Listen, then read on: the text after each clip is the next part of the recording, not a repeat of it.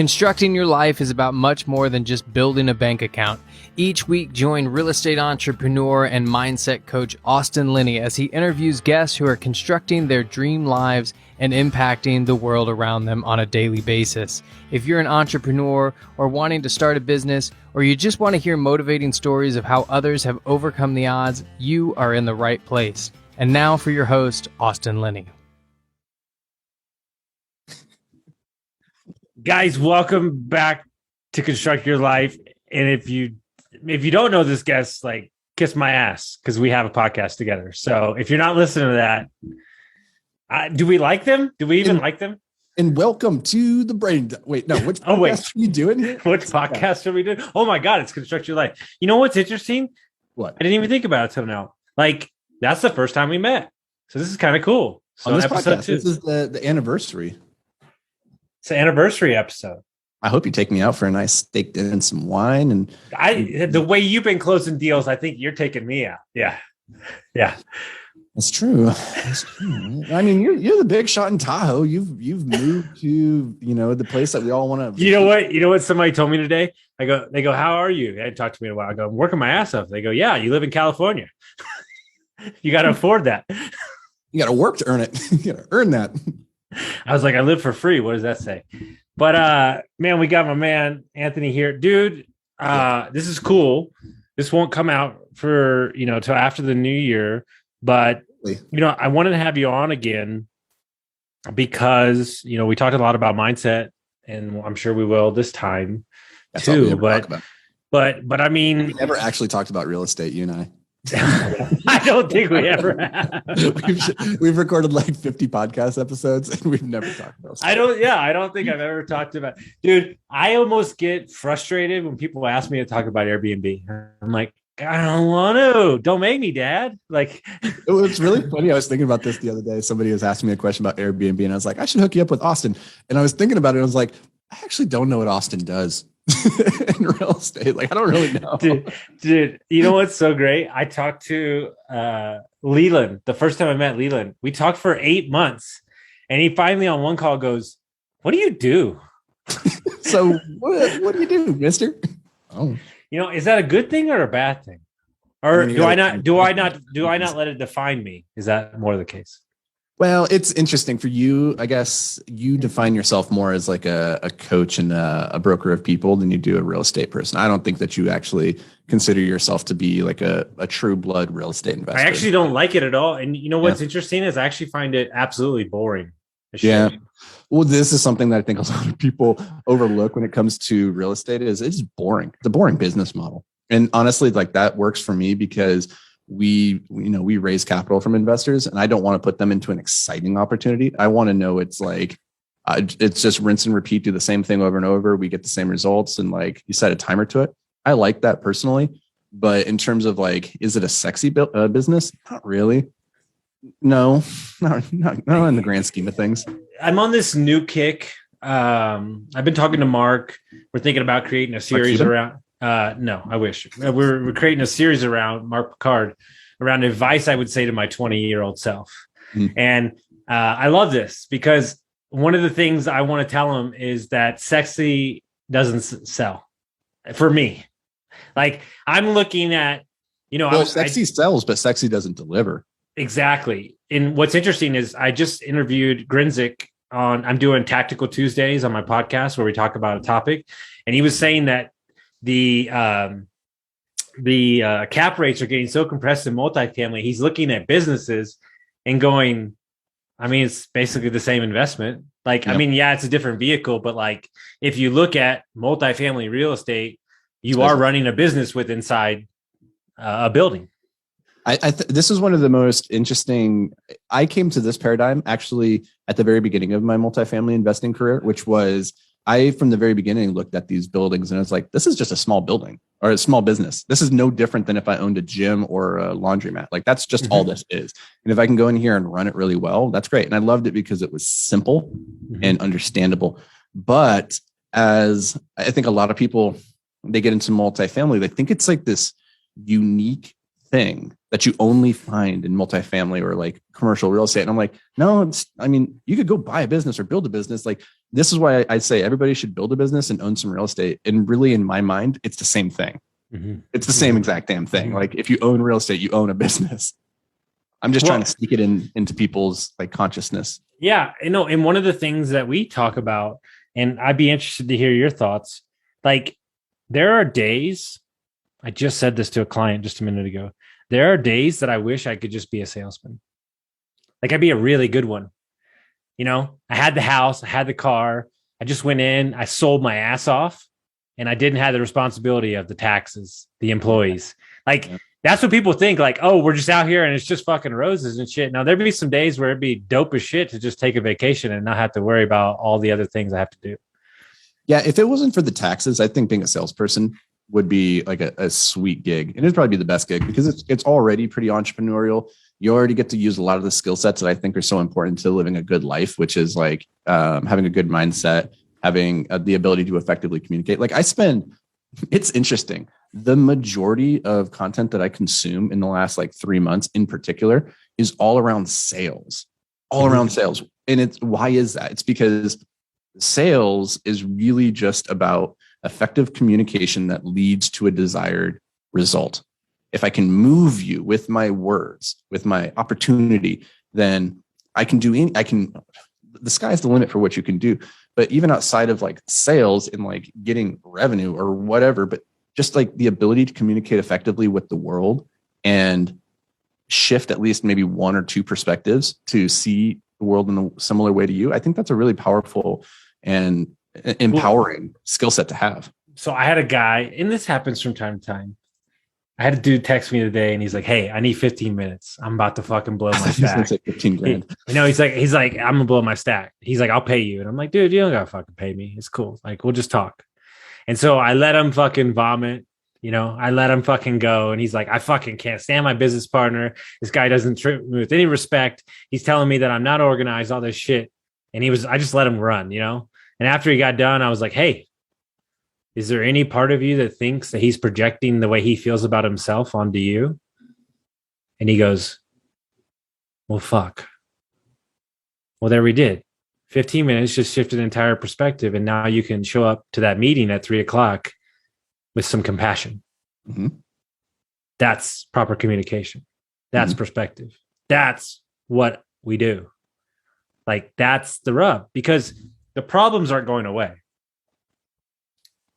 It's just, okay, perfect example. I had a business that we've been building that the key principal in the business, the only reason we could be in business in Texas, emails us after 3 months and says, "I don't want to do this anymore." And I could have gone, "Oh, well, fuck, that business is dead." Or I made 2 phone calls and we found a new principal. I just don't care anymore. Like, I don't know where that came from, if I've done enough work on myself, but it's just like, what's the alternative? Like, seriously. Like, I don't know. I don't get it. You said something about problem isn't going to go away. And I think this is super important, regardless if you're an entrepreneur, an investor, or you're just a human being trying to live your best life, is understand that like the problems, they don't go away. The problems don't get easier. You just get better. And so the problems that you get to solve are more complex and hopefully more intriguing. That's really all life is. And every time you go up a rung, you get paid more for it. Yeah. One of I remember when I first started rock climbing. Actually, no, it wasn't when I was starting. It was later on. I was coaching, and I was working with these kids, and they were like, "Oh, I want to be strong like you." Because then, and I was talking to this kid, and I was like, "Why?" He's like, "Because then it won't be so hard. Like, I can climb these things, and it'll be easy." And it's true that your capacity and like what you consider to be easy expands. But when you're pushing up against the limits of like your personal ability, it doesn't matter if you're like brand new and learning for the very first time, or if you're a seasoned veteran. Like, hard is always hard when you're pushing at the limits of your ability. But what I did tell the kid was like, the interesting thing about becoming like improving at anything is that the complexity and interesting nature of what you're doing can expand. So like, yeah, when you're new, you can't do all the most interesting climbs. You can't go do the arch in Mallorca or climb the columns in Spain. Like, you can't do that yet. So as you get stronger, it's going to open up your capacity to go and solve those really interesting, intriguing, complex problems. but hard is still hard at the end of the day. And if there's any reason, I think to be constantly chasing your capacity, which is a concept I've been talking about a lot recently, is like chasing your capacity so that you can take on heavier and more intriguing problems. I was listening to Ed Milet interview Barbara Cochran this morning, one of the sharks, and sold her company for all that million. She goes, when I was she goes, when life was the best? She's like, when I was building my company, I didn't have a lot of fucking money. And she goes, dude, when you get really wealthy, she goes, you get sued, you get a lot of lawyers, you have to protect yourself a lot. She goes, I'm not saying I would ever give it back, but y'all are out here saying like it's all rainbows and fucking unicorns. And she's like, dude, when I had nothing and there was 9 people in this shitty little office in Upper Manhattan, and we were getting our first couple leases, and I was trying to stick it to my ex-husband, she goes, life was fucking awesome. And like, I think we've got this perceived value of like, when we get here, I'm going to be there, or like, no, who are you in this moment? Like how, like you are, innately free the moment that you realize that you're free by your choices. We always look back and think on the simpler times as being better somehow. And yet nobody would go back. That was the interesting thing, right? Like, I judge a lot by a person, like not just by what they say, but then what they do with their money, right? And like, this is what you find when you're raising capital for an investment, or like you're trying to get a consumer to buy your product, is like, you get a lot of lip service about like, this is the greatest product ever, I can't wait to buy it. And then it's like, okay, it's for sale now. And they're like, yeah, it's hard right now because I don't got a lot of money. So I guess maybe I'll pick it up. And it's like, okay, well, you didn't love it enough to spend your money on it. And so when you're talking about Barbara there, talking about like, oh, those times are so much better. She's like, I wouldn't go back. I wouldn't give this up. Like where I'm at right now, like I'm getting sued and everything, but I wouldn't give it up. It's like, take some stock there. Like, no, the problems just get bigger, and then you have people that can handle your problems. It's, what would you say? Because I know you work on a lot of different things, but what would you say? Y'all have had an amazing year. You've written a book that's a bestseller. You've closed many apartment deals. You're hiring people. What aspects of all that's going on right now has asked the most out of Anthony? It's all, so you just listed off all the successes. And what's really interesting is that with each one of those successes, I can point to a failure that occurs. So for all the hiring we've done, I had to do a lot of firing. For all the deals that we did, we had a lot of deals that didn't work out. And we had that book, but that book came out in August. So for 8 months of the year, that book wasn't out. It was just a lot of damn work. Right. And so it's so easy to look at the successes and say like, oh, the year was this, and say that sounds great. But at the end of it, like to achieve those successes, you have to go through a lot of failures. And if you're not consistent with where you're trying to go in the process, and you're just focused on the outcome and the results, then you might get really discouraged well before you ever get to that successful end result, which we've talked a lot about on Brain Dump, which is like the psychology of success and what does it actually mean to be successful. Like that's a definition that we get to all create. I just don't live my life on goals, and I focus on daily, and I focus on what's in front of me. And if I crush that, then I feel like if I do that for a long enough time on a level trajectory, I'll create everything I want to create. Am I like, I don't know, maybe I've told people 3 times this week that I think goals are ridiculous. Like, am I crazy with that thinking? Like, I just don't. It's 1% every day.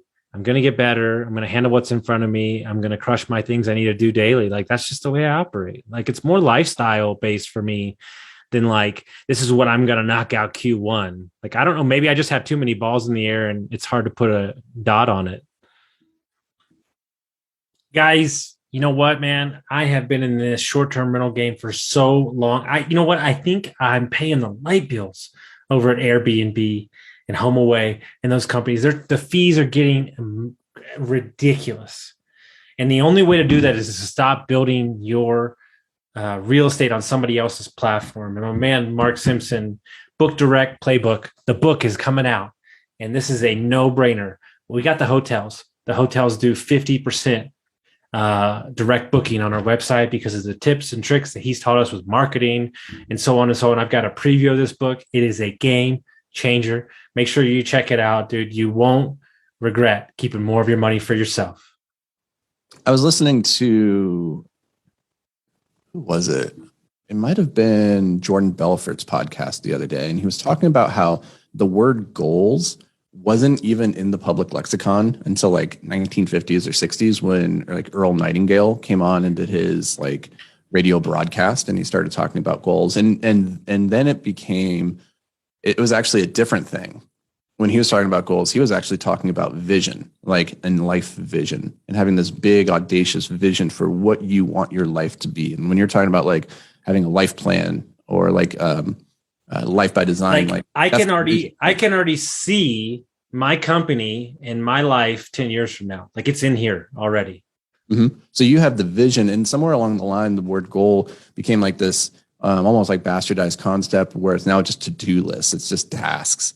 And we talk about the goal when really what we need is to have vision and process.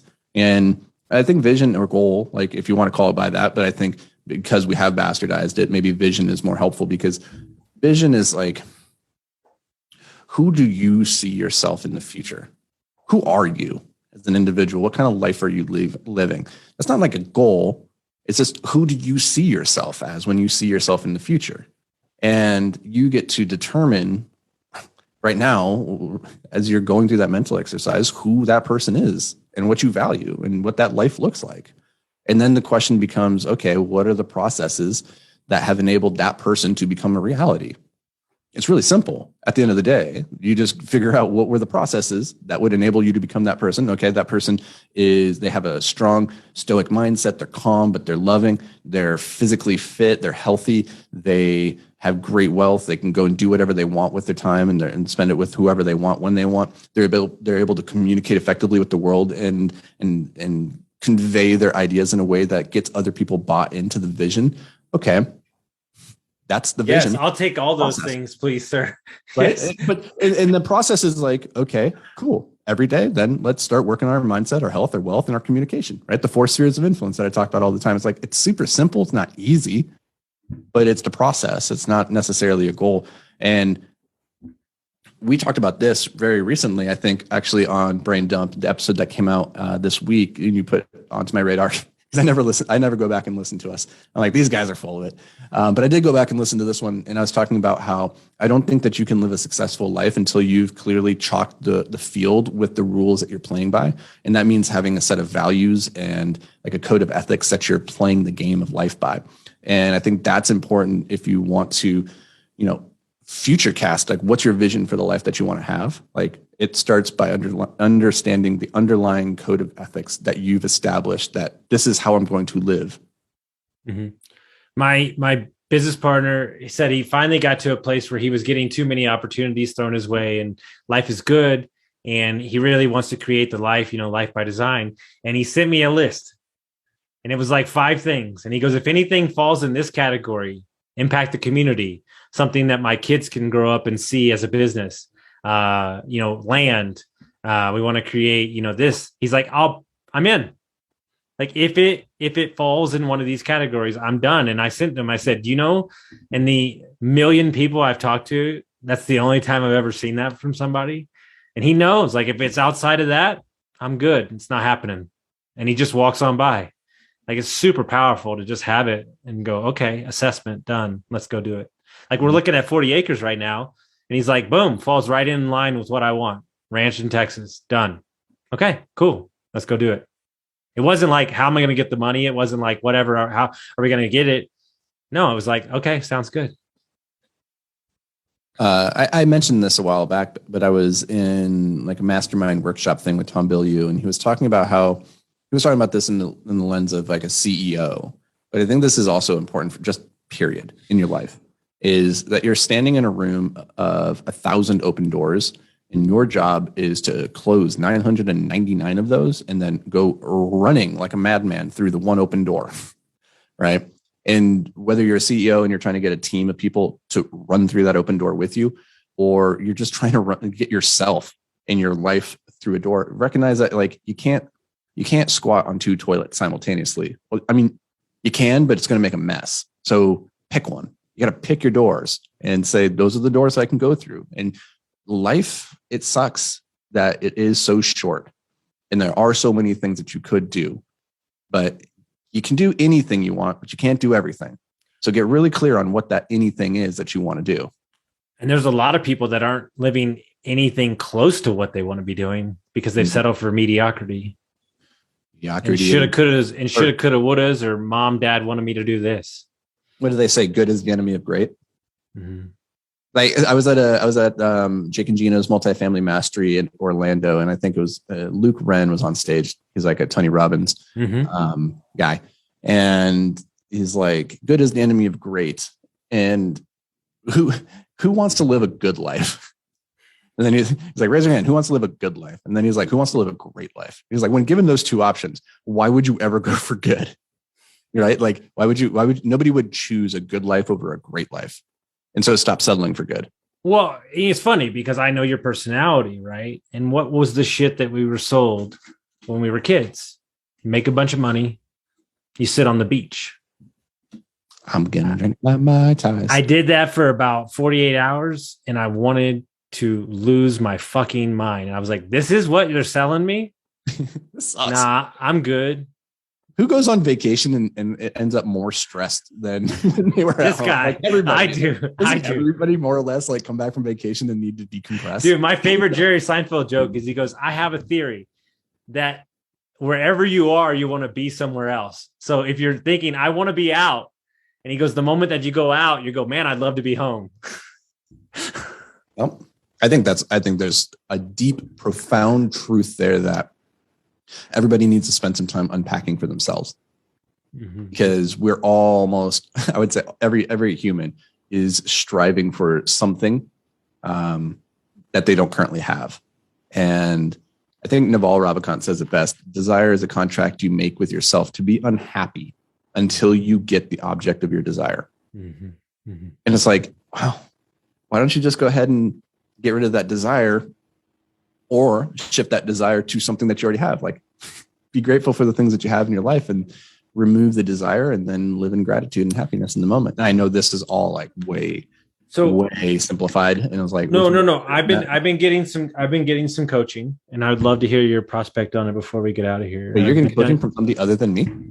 Yes. I've been getting some coaching from Omar, and then I'm in a coaching certification, and we've unlocked a lot of stuff from my childhood, some big breakthroughs. And I realized something super simple is I've done so much and I moved so quick. I've had a great year. I've had a great year before that, a lot of good stuff. But what I realized is when I was getting sober, I wanted to be so far removed from who I used to be as an alcoholic that I didn't feel anymore. Like it was just on to the next thing, on to the next thing, on to the next thing. Okay, great. Yeah, I signed another client. Boom, boom, boom, boom, boom. And what I'm learning to do is feel again. Man, that's a motherfucker. And what I realize is the base of all that feeling is gratitude.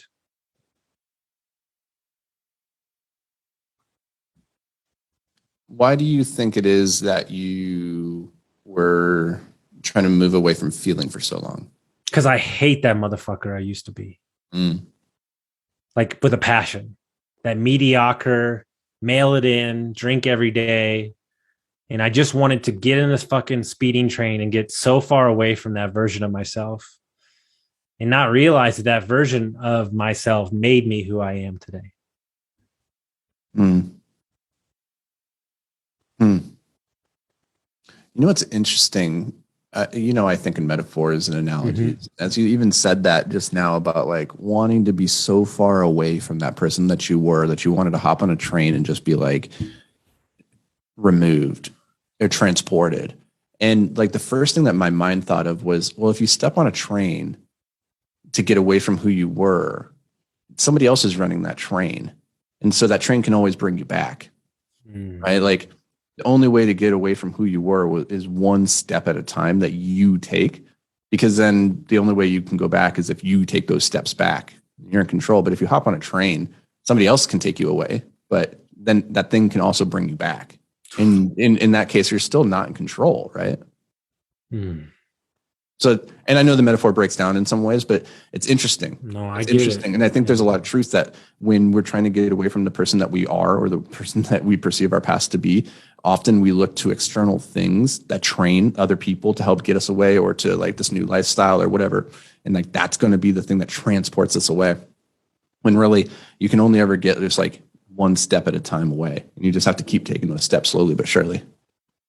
Yeah, and I think there's something to be said, like, you know, like at 39, 38, I didn't expect like to start from, not from zero, but, get divorced, rebuild, and you feel like you're behind the eight ball sometimes, right? Because you weren't living your life properly. And like, but if I'm really being honest with myself and I look back at like the ground I've covered in the short amount of time, like what's really fucking me up is like when I get those like updates on Facebook and it's like, this podcast was a year ago. And I'm like, oh God, who was that guy? Jesus Christ. That was a year ago. It feels like it was 7 years ago.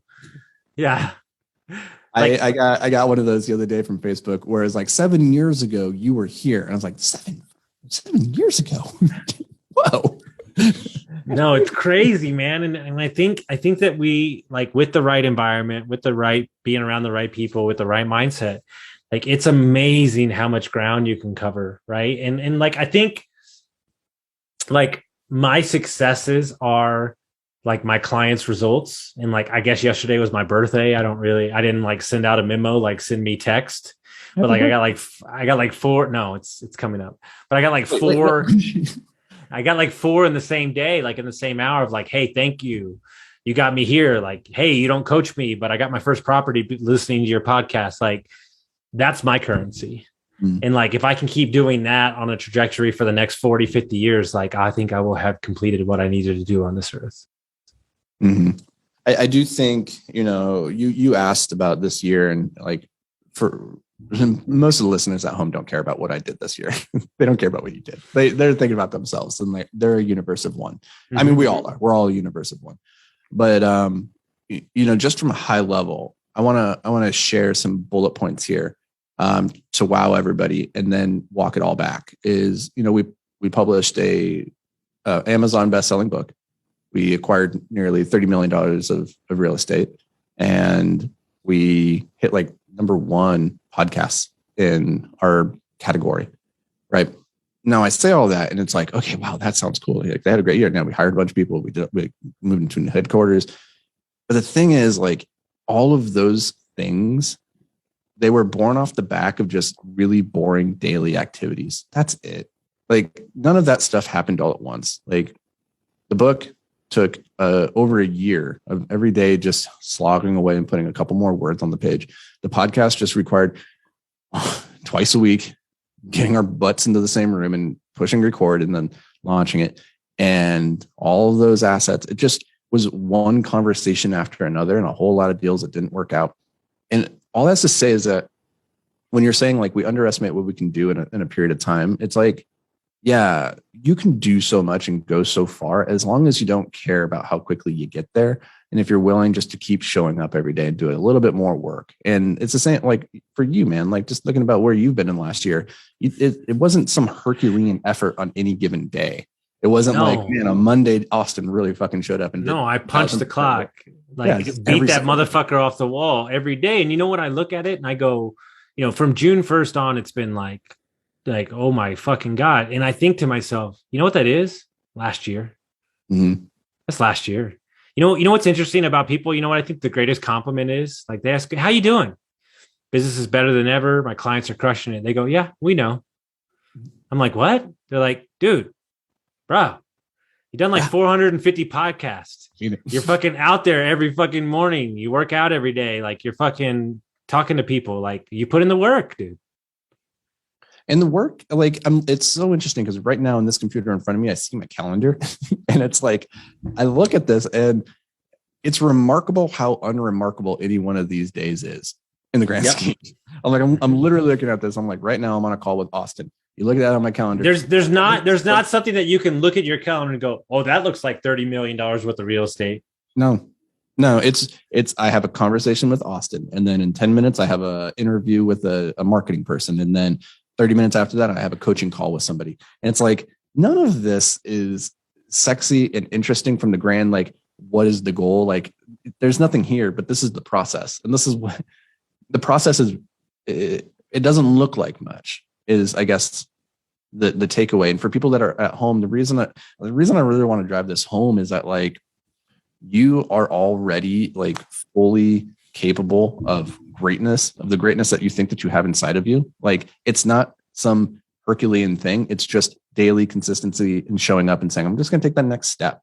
And so right now, what is the next step that you need to take? If that's at work, on a project, or in your relationships, or just on yourself, like, figure out what that step is and then start taking it. That's the process. It's not the goal, right?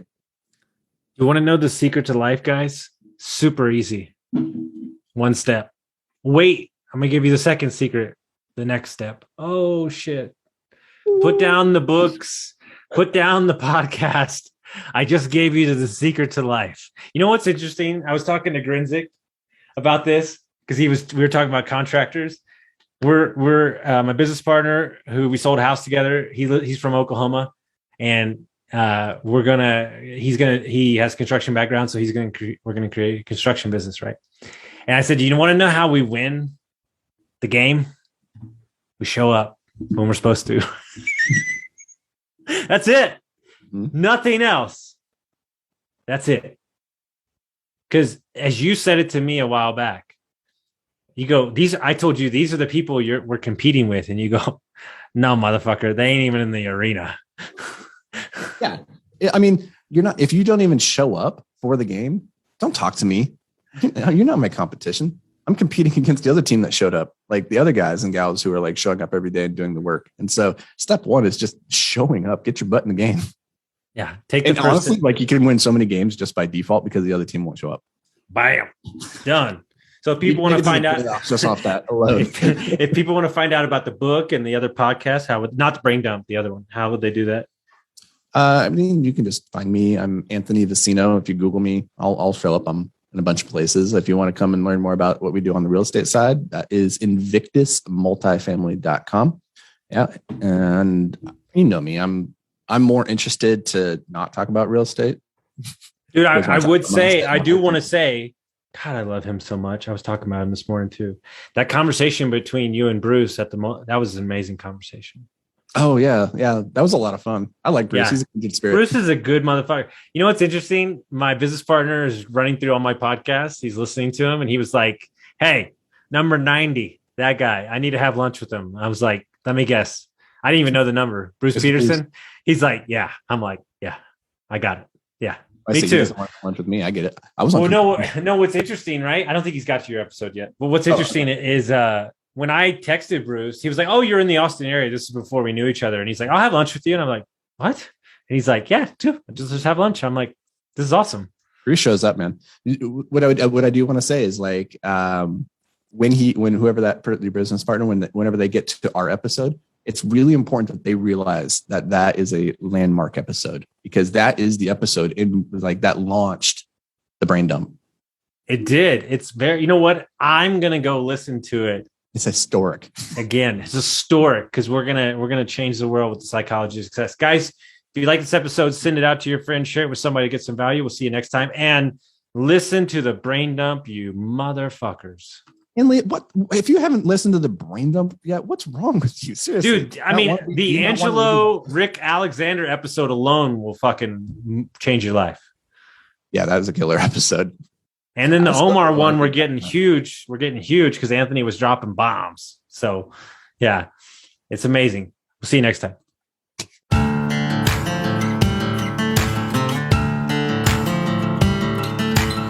Thank you for listening to Construct Your Life with Austin Linney. If you enjoyed this episode, be sure to rate, review, subscribe, and pay it forward by sharing with a friend. Most importantly, take this opportunity to start constructing your life by taking immediate action on what you learned. For show notes, resources, and more information on one-on-one coaching with Austin, visit constructyourlifepodcast.com.